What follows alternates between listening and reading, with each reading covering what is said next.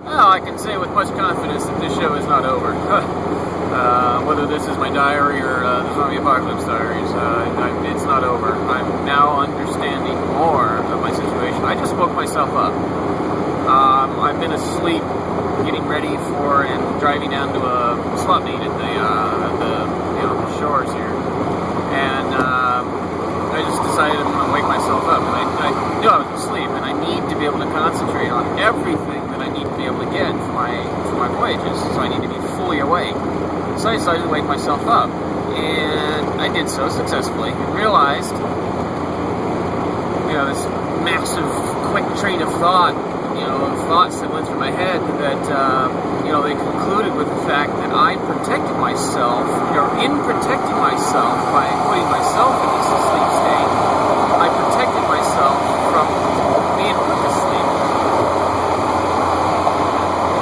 People marveling at my dog and driving next to me in my blind spot. Hello, zombie! Get out of my fucking blind spot when you're driving, alright? Admiring my dog is not worth risking both of our lives, okay? Don't sit in someone's blind spot like I'm doing right now. Hypocrite. Anyway. So yeah, I put myself in that state to protect myself as a child. Or I was forced into that state as a child. I didn't know how to do that. It just happened. So, in doing so, protected me from being put to sleep by society. So that is the one element that protected me from becoming a zombie. And man, am I ever grateful for it. There's no way I can regret being molested at 13, or being beaten at 4 and 5, and driven to be friends with a family dog because my own siblings wouldn't have anything to do with me because we live in a world shaped by people like my father. Okay. My life is a metaphor for the entirety of human history, apparently. I lived for our society, I should say. Excuse me. But I lived in a home, was raised by psychopaths, ostracized for being a family kind of person, for being the ideal person for a family, intelligent, empathetic, all that. And because of that, I was shunned by this society, forced to live naturally, even with a desire to become a wolf because I was so just different than people. Notice I didn't say humans, people. So I protected myself, and it worked, and I've come out of it now, and I see that everyone else has been put to sleep. It's become zombies, and yeah, I'm still struggling with how to deal with telling you and how to deal with making you realize. And I think the show will work, but I've still got to convince you to watch it. So I'm not sure how to do that. I'm working on it, but recognition that it's dream states. Oh, it's crazy. It's really crazy from what you understand about our existence, about our life. And I've got to sit down, I've got to write down these rules for the game, because they make sense, and I can actually articulate these rules now. First of all, the beautiful truth is essential to the rules of the game. You have to consider everyone else. You have to, because you are everyone else. You have to imagine yourself as everyone else. It's the only way to function as a society, is to imagine ourselves as everyone else. It's not collective thinking. It's Jesus Christ. And even if it is, what is wrong with collective thinking? What is wrong with the species all together having the same goal? What's wrong with that? And in that regard, those goals are universal goals that have nothing to do with individual accomplishment. They have nothing to do with individual accomplishment. They don't take or add anything to it. Well, they don't take anything from individual conflict by having a group species-wide goal. Mind's wandering, fell back asleep, driving. Anyway. More to come. So, Mr. Proud American, You think we have freedom, huh? You think this is the freest country in the world, huh? Now that you know where I'm at. So, America's freedom, right? Right? We got all the freedom in the world, right? What is freedom? Tell me what freedom is. No, don't even have to tell me. Tell yourself. Ask yourself, what is freedom? What is freedom, really? And do we have it? Because I think maybe you might be taking for granted that we do. I think maybe people have told you we have freedom, but we actually don't. I could be wrong, but so could you. Are you going to continue to trust that you're right? Or are you going to ignore someone just because he's a nutcase on the internet trying to tell you how to live, you think I'm trying to tell you how to live your life? No, I'm just trying to help you be free. That's all. You can't be free unless you know what freedom is, can you? I know what freedom is, and I know we don't have it. Prove me wrong. Demonstrate to me how we have freedom. Prove me wrong. Prove me wrong. Go for it. Alright, here's a challenge for you folks. You think I'm so annoying. You think I'm so far out there. You think I'm so not worth listening to.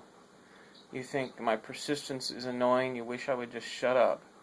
Well, here's the thing. Pick a volunteer or find someone, or someone volunteer to listen. What I want, all I want. I'm not trying to get attention. I'm not trying to be the center of attention. I'm trying to get what I need.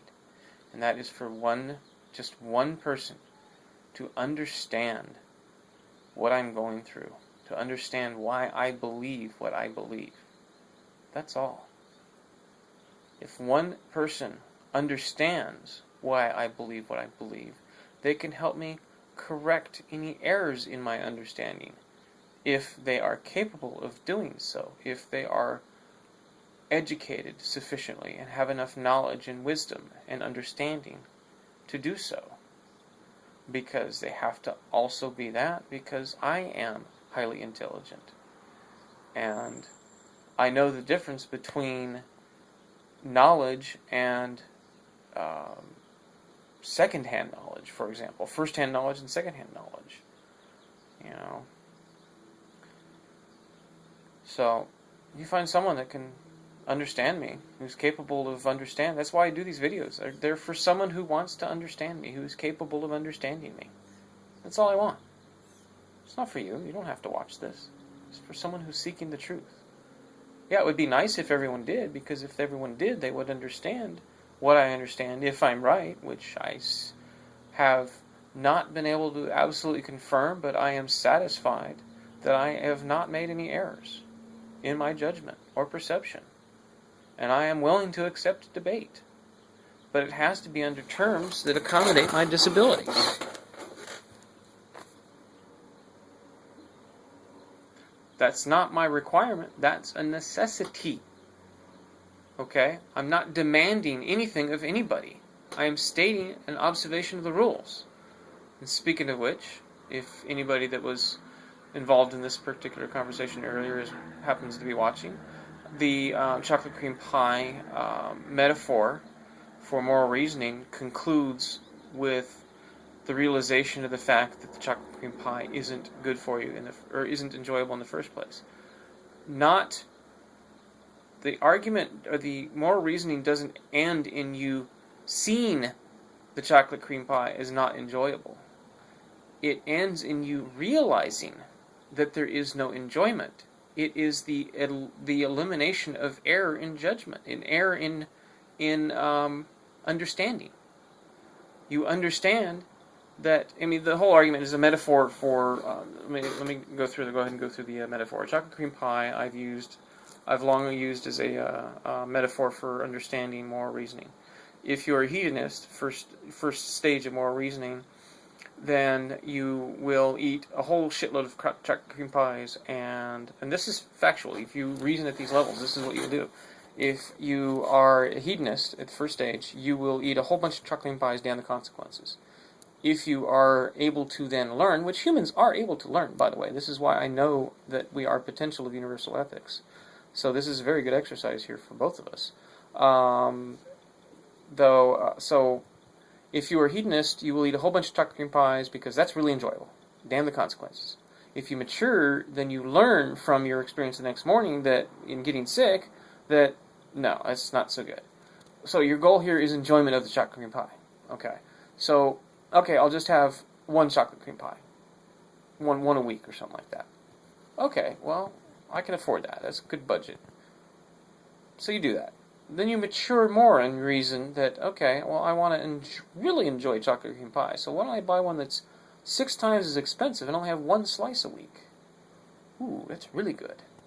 Then you realize, okay, this is where you're starting to get into stage 4, maybe stage 5. You realize if you worked with someone else, or no, and this is where you get to stage 4. Stage 4, you realize, okay, if I make my own, if I do things independently, make my own chocolate cream pie, I can make one better than this restaurant. I don't have to rely on them to make a good one. I can make the best chocolate cream pie. Then you get into stage 5. And you realize that if you cooperated with others, you could improve your recipe, and everybody would have really good chocolate cream pie. That is stage 5 moral reasoning. That is where people think is ideal. And this is why they have so much difficulty with universal ethics. Because universal ethics is where you realize, because you have matured in your reasoning, you have continued to mature, you want to enjoy as much as possible, you want to achieve the goal as much as possible, and the goal is enjoying the chocolate cream pie. Well, you start to do research, and you find out, well, sugar's a toxin, and chocolate's a toxin, and a stimulant. And stimulants are bad because they create addictive behavior.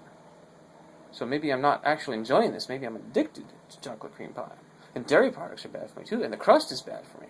There's nothing good about a chocolate cream pie. So universal ethics is then the leap in reasoning where you understand that the chocolate cream pie is impossible to enjoy. There is no pleasure derived from it. It is a false pleasure.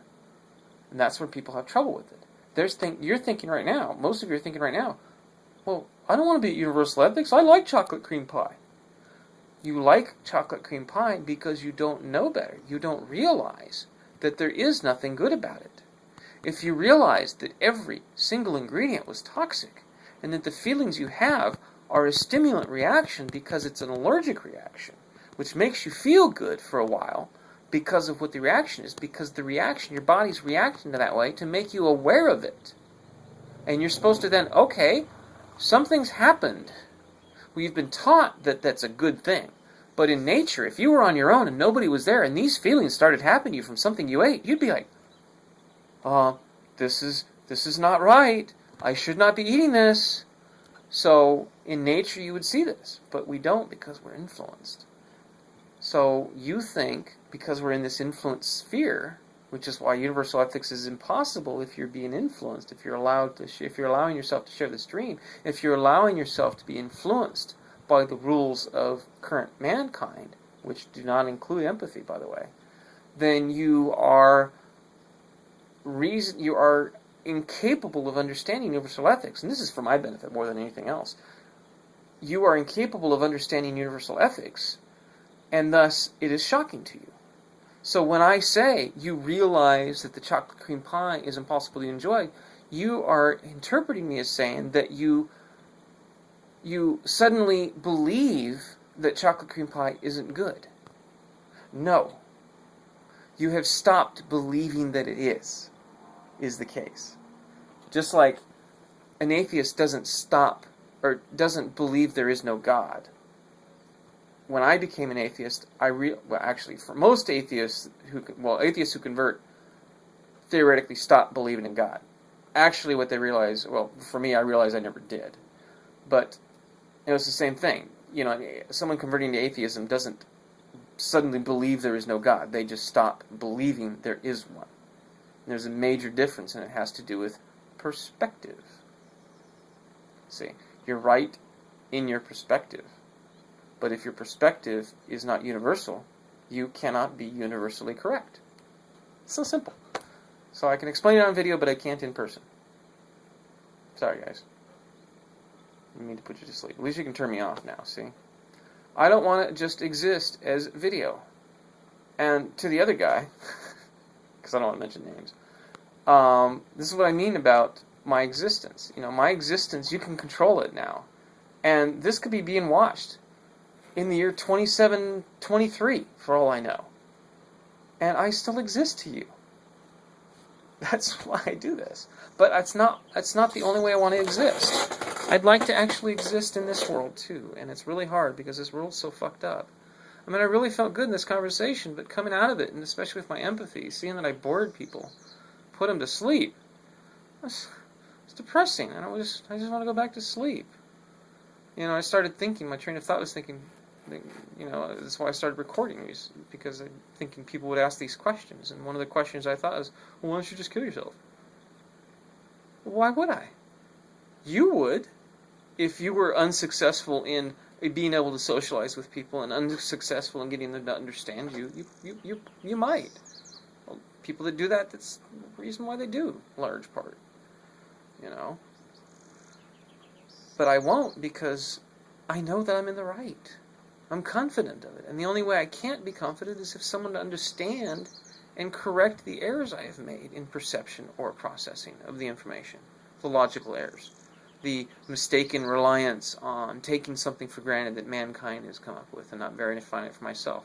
Or having to do so because I don't have access to human knowledge anymore because of the internet has filtered it out. All but this reality that they want us to share. This lucid dream that we're told the rules of. And I don't want to just exist as a dream. I want to interact with it. I want to share. You know, I don't want to dream alone. You guys are all dreaming the same dream. It's not a very good dream. It's a fucking nightmare when you look at it from the outside, which is where I'm at. So no, I don't want to share your dream. I don't want to be a part of it. I can't. I'm aware of the damage that it's doing. So I can't be a part of it. I'm struggling just dealing with a little bit that I do. But I have to, and I want to. I want to be part of something. Even if it's if it's a small group of people under a limited set of rules. But I can't even get that because I can't get feedback. I can't get people to tell me when their perceived limits have been, when their limits have been reached, because I perceive their limits, and I'm very sensitive. I even sense that someone's bored. Okay, you're bored, I'm boring you. But there may be a level of tolerance. Well, I can handle a certain level of boredom, that's okay. I'll get over it. I'm starting to get interested. You're starting to get around to the things that I'm interested in hearing, complete thoughts. Instead of just random rambling and raw thoughts. I need the feedback, and I can't seem to get it because people think I'll be offended by it. I guess that's why. Anyway. Yeah, that was another one I was thinking of. People think I'm trying to get sympathy. No, I'm not trying to get sympathy. I'm trying to find someone that has it. Okay? Most of you out there don't have it because you don't have your empathy turned on. You've had to harden yourselves and turn it on. Like I keep saying, I'm going to harden myself and start treating people like shit the way they treat me. I have to turn my empathy off to do that, and I just can't. So, I'd like to, but I can't. So, but, because you don't have empathy, you can't understand, and you project yourself, and you think, I'm just trying to get sympathy. No, I'm not trying to get it, I'm trying to find it. People who have empathy are sympathetic, can be sympathetic to my situation. And only a person who's sympathetic to my situation would want to sit down and listen and try to understand what I'm going through. So that's what I'm trying to find. And I've been under a lot of pressure not to find that because you say it's a bad thing. You, generally speaking, the populace of the world, basically. Well, in American culture, anyway. And yes, I am rambling. These are random thoughts. I believe that's been disclosed. Maybe a very, very, very, very, very late stage in the game, but it has been disclosed. The game is only understood to be a game when it's to that point in the game where it's time to be understood to be a game. That's the rule. One of the rules of the game, I guess, or one of the ways the game works, or part of the game, whatever. The only way I can articulate these things is to be in a state where I have more difficulty with words.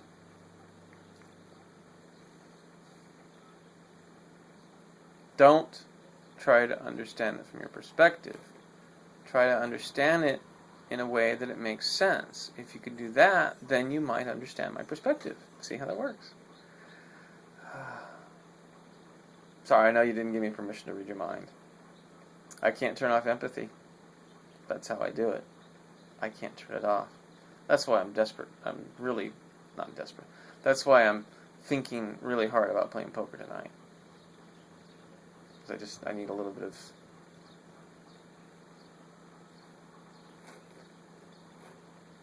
I think I can do it.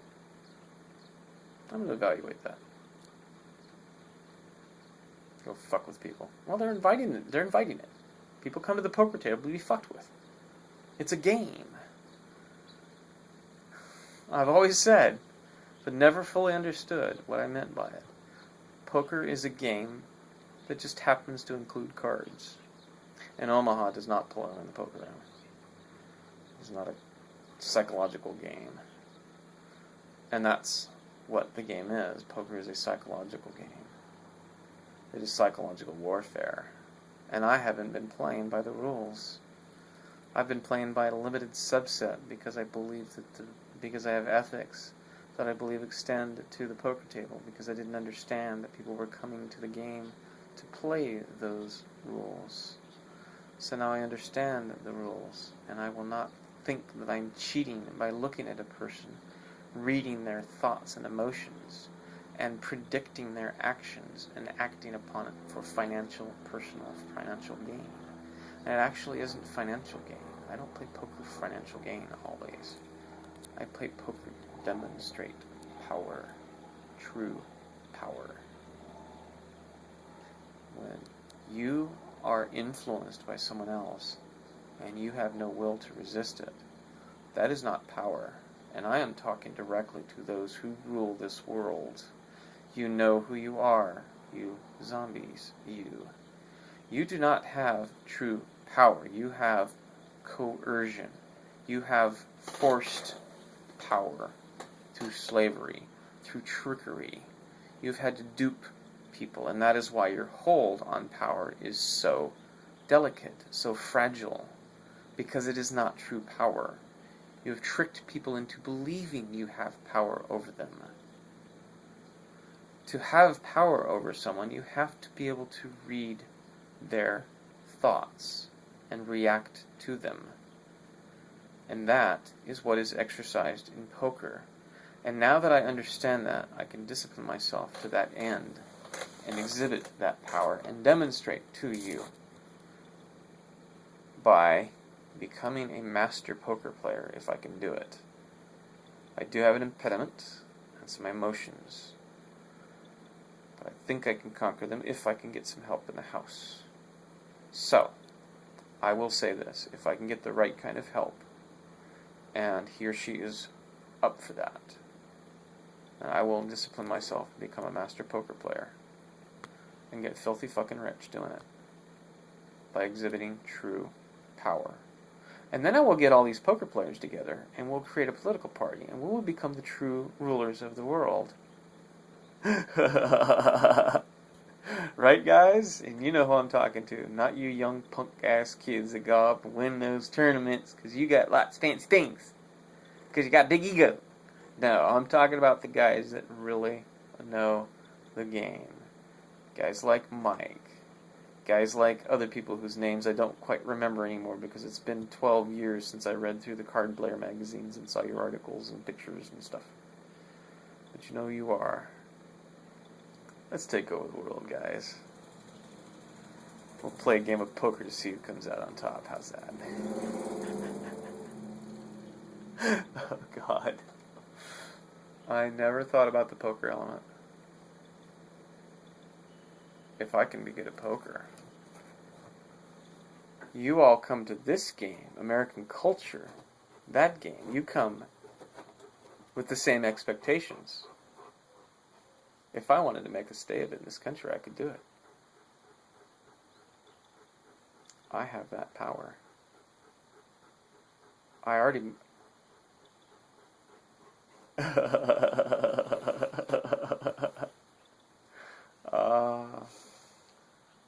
but you do have the rules in your favor. So yeah, I can't remain in this country and do it. But I can remain in this culture, just not physically.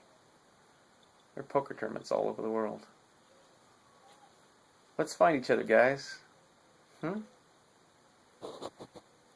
Let's say... You'll have to pick the location. Or we could just do it on my yacht. I'm going to make an official poker flag for my yacht. I'm going to make a whole personality, poker playing personality. The wolf. I've already got him. I just need to build him up. And I think a YouTube channel's coming. Oh, these are definitely personal ones. Hi Max, you okay? Is my pan preheating yet? No. Oh, I haven't even started cutting it.